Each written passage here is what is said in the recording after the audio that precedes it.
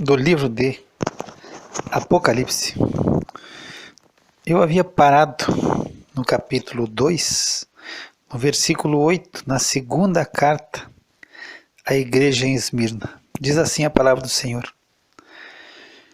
E ao anjo da igreja em Esmirna escreve: isso diz o primeiro e o último, que foi morto e reviveu. Conheço as tuas obras, e tribulação e pobreza, mas tu és rico. E a blasfêmia dos que se dizem judeus e não o são, mas são a sinagoga de Satanás. Nada temas das coisas que hás de padecer. Eis que o diabo lançará alguns de vós na prisão, para que sejais tentados. E tereis uma tribulação de 10 dias, ser fiel até a morte. E dar-te-ei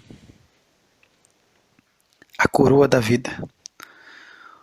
Quem tem ouvidos, ouça o que o Espírito diz às igrejas. O que vencer não receberá o dano da segunda morte. Então nós estamos aqui na segunda igreja, o segundo distrito postal, e aqui o Senhor escreve ao anjo da igreja em Esmirna. Então, é interessante que a mensagem de Deus, a mensagem do Senhor à igreja, ela é passada ao anjo da igreja, ao ângelos, quer dizer, ao mensageiro, ao pastor da igreja. E o Senhor manda escrever a esse anjo para que ele receba a mensagem de Deus, e ele vai receber a mensagem de Deus e vai passar ao rebanho. Então a mensagem de Deus, pelo que nós estamos vendo, a mensagem de Deus vem ao servo de Deus, ao pastor que Deus colocou sobre o seu rebanho, e ele vai, com a palavra do Senhor Jesus Cristo, ele vai apacentar e vai tratar com o seu rebanho. E aí Jesus, no início, como de costume, ele se apresenta. Então aquele que está escrevendo, ele se apresenta, o nosso Senhor Jesus Cristo.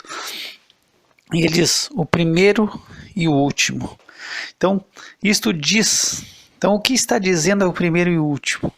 O primeiro e o último lembra que é um atributo, é uma qualificação do Deus Todo-Poderoso, escrito em Isaías 44.6. O Todo-Poderoso é o primeiro e o último, e Jesus é o primeiro e o último. E aí depois ele diz aquele que, o que foi morto e reviveu. Quer dizer, ele é o Cordeiro de Deus. Aquele que veio na primeira vinda para morrer, e ele morreu, mas ele morreu e ele ressuscitou, então ele está vivo para todo sempre. E diz a palavra que ele tem as chaves da morte e do inferno.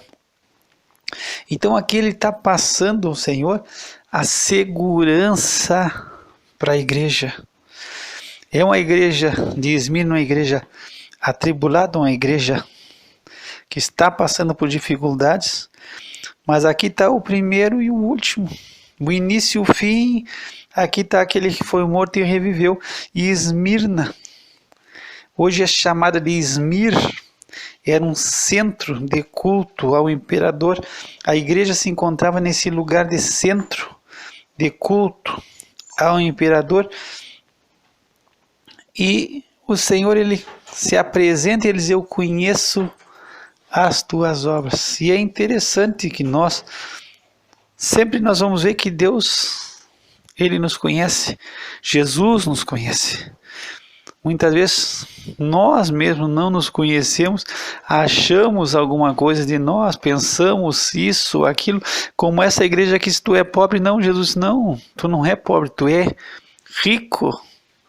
Tu é rico. Muitas vezes nós pensamos que nós não temos nada, que nós não podemos nada, que nós não temos a condição, mas o Senhor nos vê de outra maneira e de outra forma. Ele diz, eu conheço as tuas obras. E o Senhor conhece as minhas obras e conhece as tuas obras. O Senhor sabe o que eu estou fazendo e o Senhor sabe o que tu está fazendo nesse momento. E aqui a igreja de Esmirna, ela está passando por tribulação, é uma perseguição. Dizem que essa palavra do grego é quando se está passando por problemas sob pressão.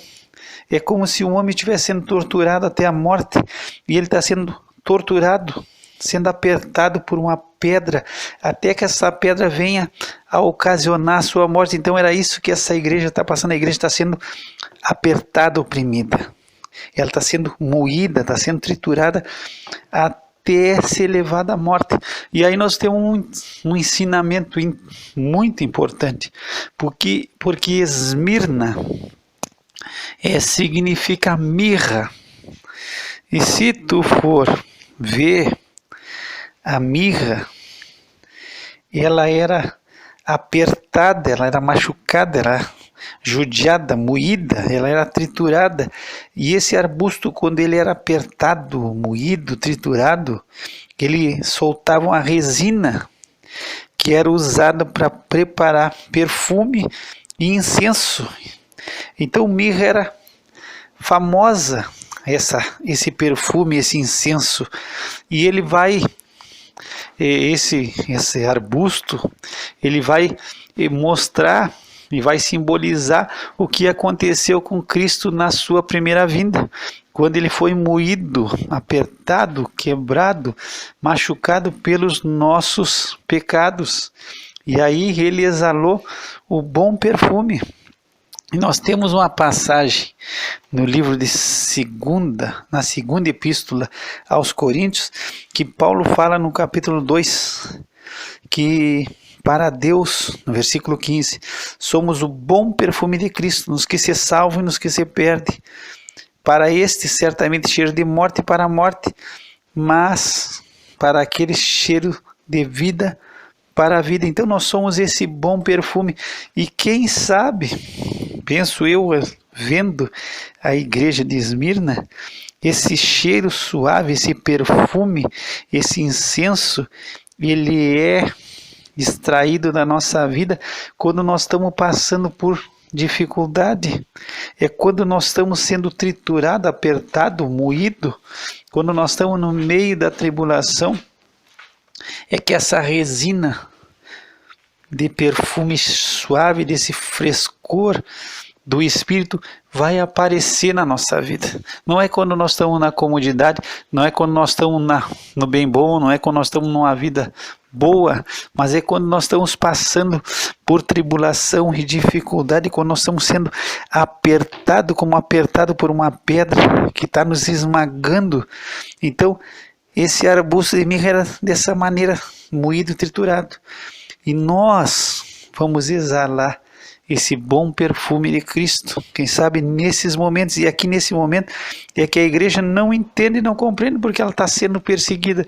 E por ser o centro de culto, ser um centro de culto ao imperador, contam e dizem que existem registros históricos de que uma vez ao ano, cada morador da cidade ele deveria participar do culto, da queima de incenso ao imperador.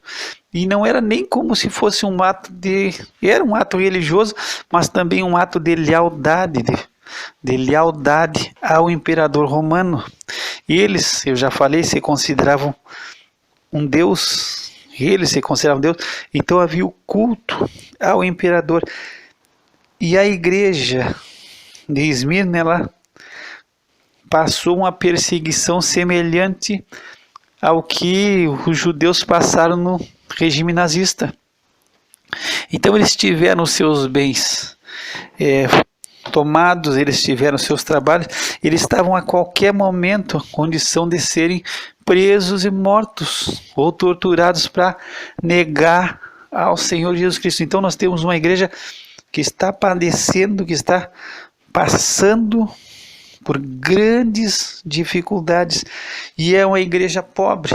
E aí nós vamos ver que nós temos só 2 igrejas das 7 que não tem nenhuma restrição, não tem nada de negativo o Senhor Jesus apresenta sobre essas igrejas, que é a igreja de Esmirna e a igreja de Filadélfia. Mas aqui é uma igreja pobre, e aí a gente começa a entender, pobreza, a igreja está pobre, a igreja está sendo tomada, a igreja está sendo despojada de tudo. As pessoas estão perdendo seus bens, estão perdendo seus trabalhos, estão perdendo tudo. Então, eles não tinham o certificado, porque os sacerdotes, quando se prestava o culto ao imperador, o sacerdote dava um certificado atestando que ele participou, segundo os registros históricos, que ele havia participado. Então eles não participavam, não tinham, e eles foram totalmente perseguidos. Então, pela perseguição, a tribulação, esse aperto que eles passaram, eles empobreceram. E aí quem não é fiel salta fora. Isso é como aquela história que conto no barco. Quando o barco está para afundar, os ratos são os primeiros a abandonar o navio. Então, aqui só vai ficar quem é fiel.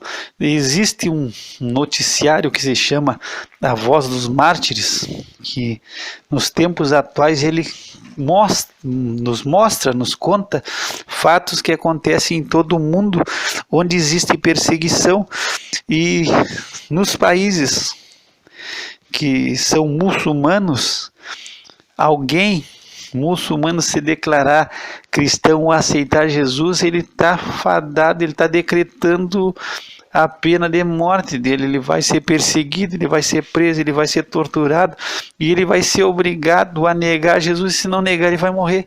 Então é como se ele estivesse já assinando o seu decreto de pena de morte. A própria família não aceita. Eu escutei um testemunho de um árabe que se converteu, e a família, ele começou a sofrer grande perseguição já dentro da sua própria casa. Os familiares não aceitavam, e ele fugiu, e ele via fugindo, e teve um período que os familiares fingiram que estavam aceitando, que estavam de amigo deles, e ele foi convidado a participar de uma alimentação, e esse alimento estava envenenado, segundo que eu escutei o testemunho, e ele quase morreu envenenado, porque para a família até seria melhor matar ele e mostrar que não estava compactuando, do que aceitar que esse homem fosse cristão, que ele se tornasse cristão. Então, para a família, entre se tornar cristão e abandonar o muçulmano, deixar de ser muçulmano, o Islã, então era melhor para eles que ele morresse. Então, existe hoje ainda, nós estamos aqui num país de tranquilidade, em que ser cristão até é forma de status, é legal ser cristão, até é muito bom, mas existem muitos países no mundo hoje que os cristãos são perseguidos e são mortos, e são torturados, são presos e são obrigados a negar ao Senhor Jesus Cristo. E nós estamos aqui num lugar desses. Então, se tem tribulação, tem perseguição, tem pobreza, aqueles que não são fiéis já abandonaram. Aqui só está quem é realmente cristão. Então nós não vemos nenhuma situação negativa nessa igreja.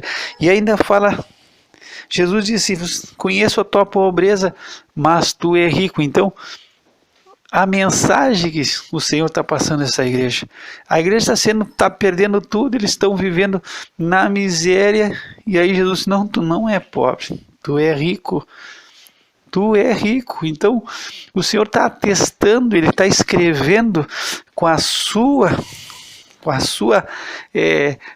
palavra, né? Com a sua caligrafia, ele está dizendo: vocês são ricos. Então eles estão recebendo um testamento de herança, que eles são ricos, eles não são pobres. E aí nós temos também a dificuldade que eles encontravam da blasfêmia dos que se dizem judeus e não o são, mas são a sinagoga de Satanás. Aqui tem uma particularidade interessante: as duas únicas igrejas que não têm nenhuma situação negativa, elas têm problema com aqueles que se dizem judeus e não são. Então, os judeus, eles sempre se opunham à pregação do evangelho. Se tu pegar o livro de Atos dos Apóstolos, vai ver que quando Paulo chegava, pregava primeiro na sinagoga e depois ele ia aos gentios, os judeus eram os que levantavam a maior perseguição. Eles insuflavam as cidades, levantavam pessoas que tinham autoridade para perseguir a igreja e os cristãos. E aqui o Senhor está dizendo que eles não são judeus, se dizem judeus, mas não são, são sinagoga de Satanás. E aqui sinagoga é um lugar de reunião, é como se fosse uma igreja. E os judeus, em cada cidade que eles se fixavam, onde tivessem mais de 10 famílias, eles tinham autorização para abrir uma sinagoga. Mas aqui é um lugar de reunião, mas é de Satanás, não é de se reunir com Deus, é de Satanás. E aqui é interessante, nesse mesmo contexto da igreja de Esmirna, nós encontramos a palavra Satanás, e no versículo 10 nós encontramos a palavra diabo. E aí nós vamos fazer só uma colocação. Satanás é o adversário. Ele é adversário. O significado literal é adversário. E diabo é diabolos do grego, é aquele que maldiz ou o acusador.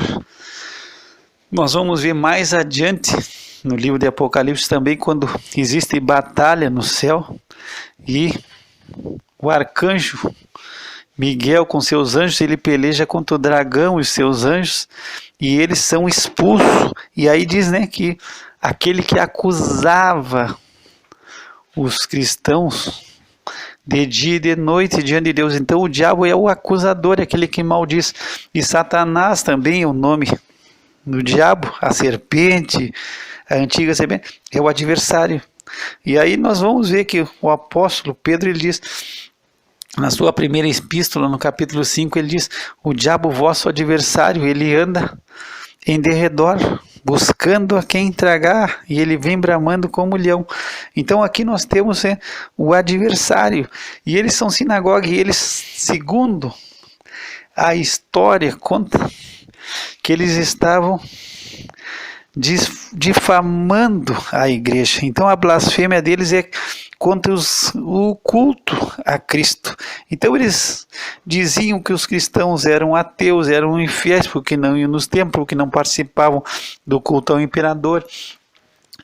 Eles levantavam a blasfêmia que eles eram canibais, porque na ceia nós tomamos o sangue e comemos o corpo de Cristo. Então eles criticavam o culto também, porque os cristãos, nós fazemos parte, somos membros um dos outros, somos corpo de Cristo. Então eles acusavam de que o culto a Cristo era imoral.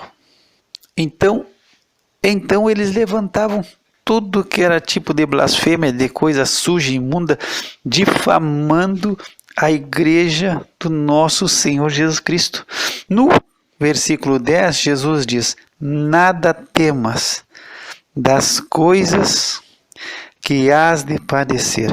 Então nós temos aqui, vendo uma igreja que está padecendo, que está sob tribulação, uma igreja que está se encontrando em extrema pobreza, que está em grande dificuldade.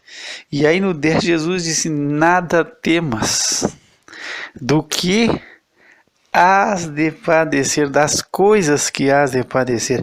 Então a igreja já está em tribulação, e Jesus reconhece a tribulação e a pobreza, Jesus reconhece as blasfêmias, Jesus está vendo todas as difamações que os judeus estão fazendo, e aí Jesus disse: não temas, nada temas das coisas que ainda vais padecer. Por que vai padecer ainda? Eles já estão sofrendo, e Jesus: olha, vocês vão padecer, porque o diabo vai lançar alguns de vós na prisão para que sejais tentados.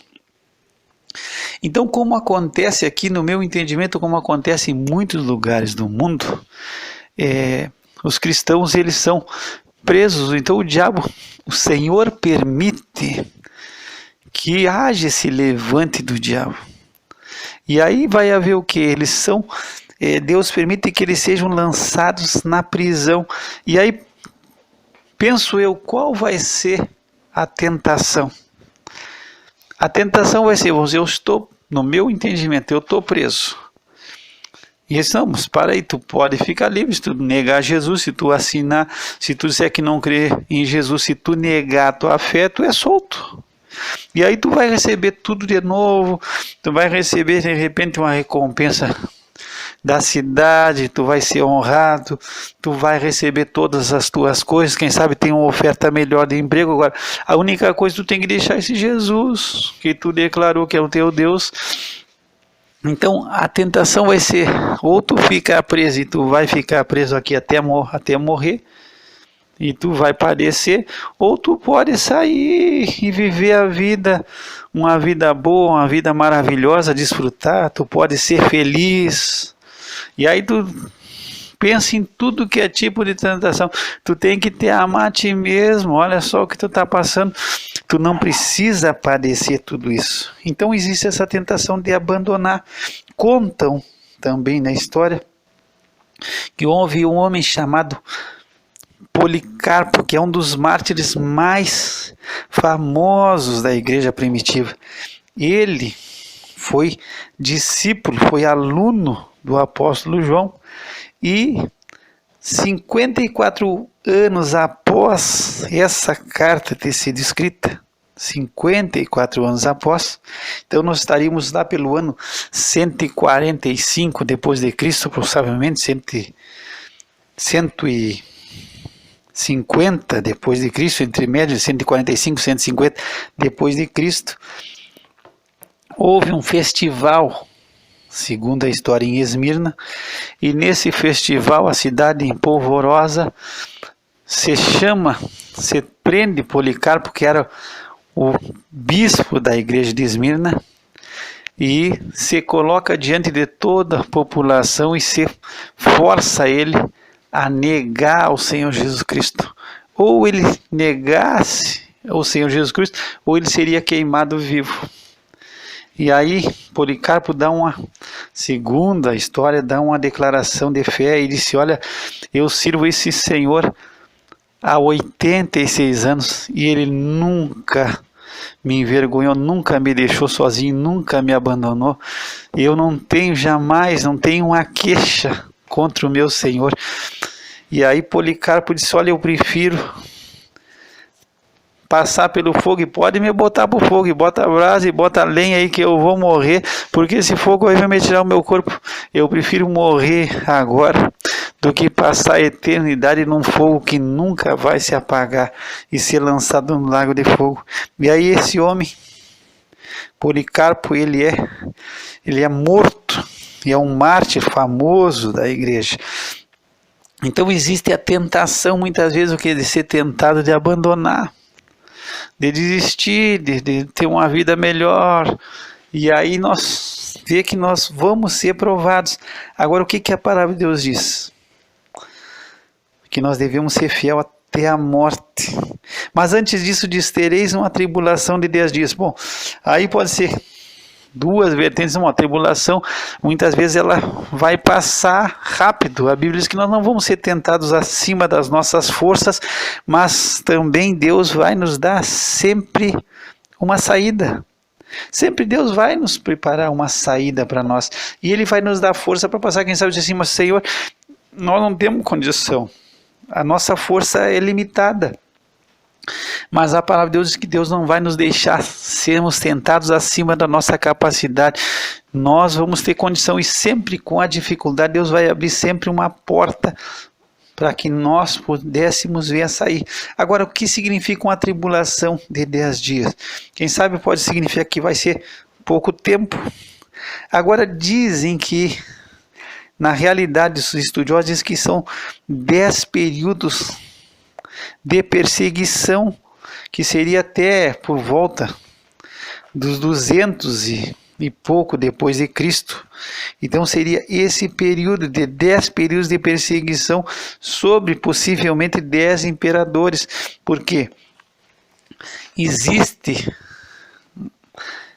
segundo os registros históricos, que houve 10 decretos de imperadores contra os cristãos a partir do ano 54 depois de Cristo, começando por Nero e terminando por Diocleciano em 284 depois de Cristo, diz que houve a iniciar por Nero 10 decretos decretando a perseguição e morte daqueles que se declarassem cristãos e que declarasse que Jesus era o Senhor. Então César se declarava Deus, o imperador, e ele era o Senhor, mas os cristãos não, o Senhor é Cristo, e isso já criava um problema com o Estado, nem só um problema religioso, mas um problema com o Estado quando se declarava que Jesus era o Senhor. E aí Deus nos chama o quê? A ser fiel até a morte. Se eu for fiel, eu vou receber a coroa da vida. E na epístola de Tiago fala sobre aqueles que vão suportar a tentação. Bem-aventurado, no capítulo 1, no versículo 12, de bem-aventurado o homem que suporta a tentação. Aí, olha, tem que suportar, porque quando for provado vai receber a coroa da vida, a qual o Senhor tem prometido aos que o amam. Então essa coroa é prometida para aqueles que amam o Senhor. E segundo também os eruditos, aqui não é a diadema, que a diadema seria uma coroa de lealdade, e sim uma coroa de vitória. É uma coroa assim, como se fossem uns ramos colocados nos antigos, que era colocado quando eles ganhavam os Jogos Olímpicos, quando tinha vitória, era colocado uma coroa de vitória. Então essa é a coroa da vida que está mostrando aqui, segundo os entendidos, para aquele que vai ser fiel até a morte. Depois no versículo 11 nós temos: quem tem ouvidos, ouça o que o Espírito diz às igrejas. Agora essa mensagem aqui é para quem tem ouvidos. Muitas vezes nós temos as nossas orelhas presas à nossa cabeça, mas nós não temos ouvido. Muitas vezes nós estamos, como muitos, nós estamos agindo como surdos. Temos as orelhas presas à nossa cabeça, mas nós não temos ouvidos. Nós não temos mais ouvido. E quem tem ouvido tem que ouvir. Ouça o que o Espírito diz à igreja, porque nós somos a igreja de Cristo. E quem sabe amanhã nós podemos estar na mesma situação passando e nós vamos viver como louco, como desesperado, mas nós temos que ouvir o que o Espírito de Deus está dizendo, se nós temos ouvidos. Quem tem ouvidos, essa mensagem é para quem tem ouvidos. E nós temos ouvidos, e nós temos que ouvir o que o Espírito diz às igrejas. O que vencer não receberá o dano da segunda morte. Então aqui nós temos mais uma recompensa ao que vencer, e nós vamos ver isso uma constante na igreja. Então na primeira era, vai comer a árvore da vida. Então, a árvore da vida significa a vida eterna. E aqui nós temos a coroa da vida e temos o que?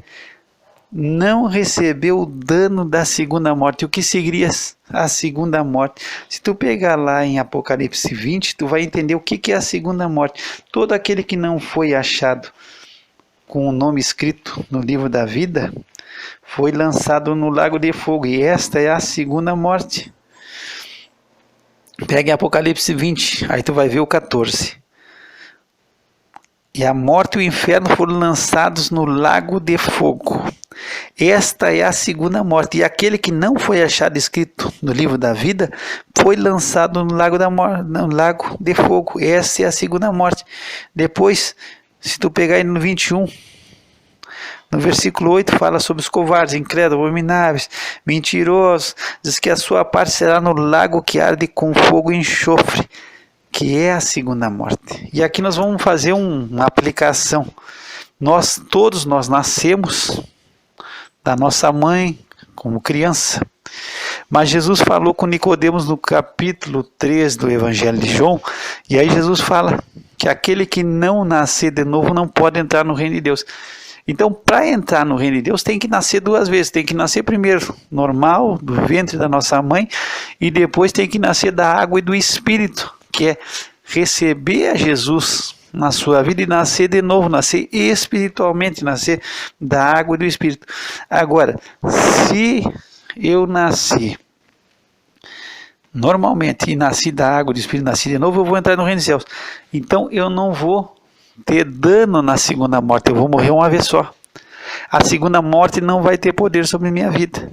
Agora, se eu nascer só uma vez e não nascer de novo, não receber o Senhor Jesus Cristo na minha vida e não entregar minha vida para o Senhor Jesus Cristo, aí eu vou morrer duas vezes.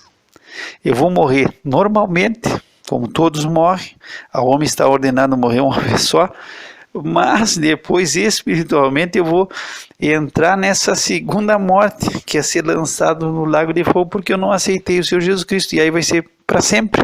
Então, aplicando, quem nasce duas vezes, morre uma vez só, e quem nasce uma vez só e não nasceu de novo, vai morrer duas vezes, porque ele vai morrer e depois ainda vai se apresentar no trono branco, no grande trono de branco, e vai ser lançado no lago de fogo, que é a segunda morte. Então, só para te ter esse conhecimento, e nós aqui, nós terminamos esse estudo da igreja de Esmirna, e no próximo nós vamos passar para a igreja de Pérgamo. Pai, nós te agradecemos pela tua palavra, porque são palavras de consolo que tu entrega a essa igreja. É uma igreja que está atribulada, que está sendo perseguida, que está sofrendo, que está sendo triturada, apertada, moída, mas que tu tem uma palavra de consolo. É uma igreja que está em pobreza e tu diz que essa igreja é rica, e tu diz que eles têm que ser fiel. E eu peço que tu nos ajude, Senhor. Que tu nos dê força para ser fiel até a morte. E mesmo que nós sejamos, Senhor, sendo lançados em prisão, para que nós venhamos a ser tentados, que nós não venhamos, Senhor, jamais a negar ao Senhor Jesus Cristo na nossa vida. Que o Senhor te abençoe e te guarde, que o Senhor faça resplandecer sobre ti o seu rosto, tenha misericórdia de ti, que o Senhor levante seu rosto sobre ti e te dê a paz. Graça e paz da parte de Deus nosso Pai e do Senhor Jesus Cristo.